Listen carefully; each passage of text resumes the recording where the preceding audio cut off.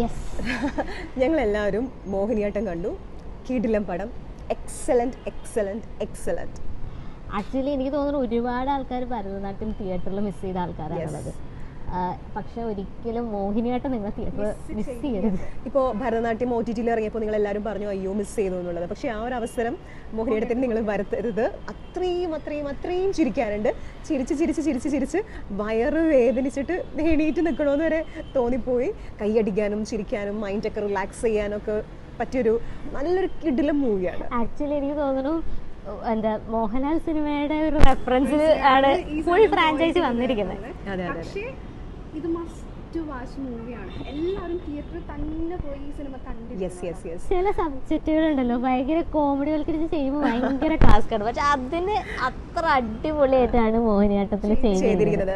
For example പറയുകയാണെന്നുണ്ടെങ്കിൽ നമുക്കൊരു dialogue വേണമെന്നില്ല. ഇപ്പോൾ അറ്റ്ലീസ്റ്റ് ഒരു വാട്സപ്പിൽ വരുന്ന ഒരു മെസ്സേജ് പോലും ഒരുപാട് ഒരുപാട് ചിരി ഉണർത്തി. ഇനി ക്യാരക്ടേഴ്സിനെ കുറിച്ച് പറയാനാണെങ്കിൽ എല്ലാവരും ഈച്ച് ആൻഡ് എവ്രി വൺ അടിപൊളി അഭിനയമായിരുന്നു. അതെ അതെ, അതൊരു സിനിമ കാണുമ്പോൾ മനസ്സിലാവും.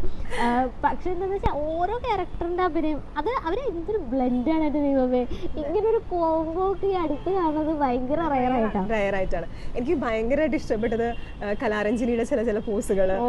കലാരഞ്ജനി എല്ലാരും കൂടി നോക്കുന്ന ഒരു സമയം കൂടുതൽ സ്പോയിലർ ആയി പോകും. കണ്ടറിയേണ്ട രസം. അതെ അതെ. ബേബി ജീന്റെ ക്യാരക്ടർ, സൈജു കുറുപ്പിന്റെ ക്യാരക്ടർ, പിന്നെ സുരാജിന്റെ ക്യാരക്ടർ, ജഗദീഷിന്റെ ക്യാരക്ടർ ഒക്കെ എല്ലാം എക്സലന്റ് ആയിരുന്നു. ഞങ്ങളത് പടം കണ്ടു കഴിഞ്ഞ് സ്റ്റിൽ അതിനെക്കുറിച്ച് തന്നെ അതിലെ ഓരോ സീനുകളെ കുറിച്ചും അതിലെ ഓരോ കോമഡിയെ കുറിച്ചും ചിലത് മിസ്സായിപ്പോയി. ചില കാര്യങ്ങൾ ചിരിച്ച് ചിരിച്ച് ചിരിച്ച് ചില കാര്യങ്ങൾ മിസ്സായിപ്പോയി. അതിനെക്കുറിച്ച് വരെ ചർച്ച ചെയ്തുകൊണ്ടിരിക്കുകയാണ്.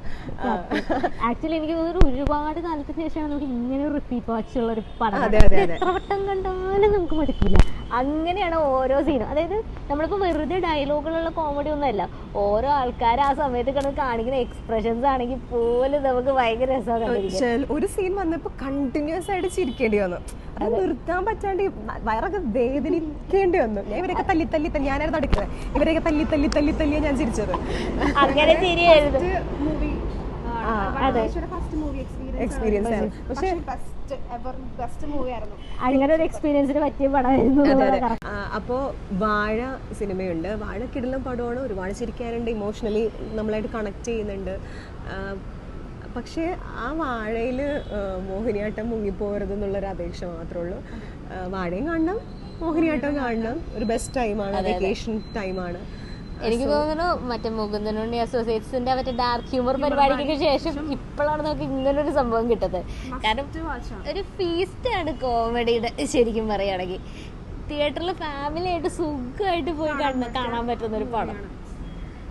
Must watch, don't miss it അല്ലേ? എല്ലാവരും മോഹിനിയാട്ടം തിയേറ്ററിൽ തന്നെ പോയി കാണുക.